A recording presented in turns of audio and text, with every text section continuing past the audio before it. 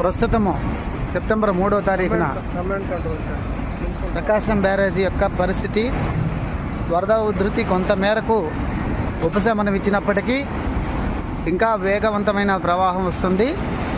Government వారి లెక్కల ప్రకారము 9 లక్షల క్యూసెక్ల వాటరు ప్రకాశం బ్యారేజ్ నుంచి బంగాళాఖాతంలోకి విడుదల చేయబడిందని చెప్పేసి తెలియజేశారు.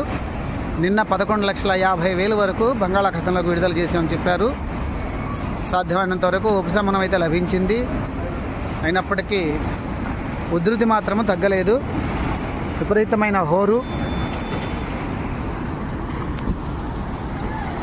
అలానే ఇక్కడ మీరు ఒక ప్రత్యేకత గమనిస్తారు. అక్కడ 3 ఖానాలకి 3 బోట్లు అడ్డుపడ్డం అనేది మీరు గమనించవచ్చు.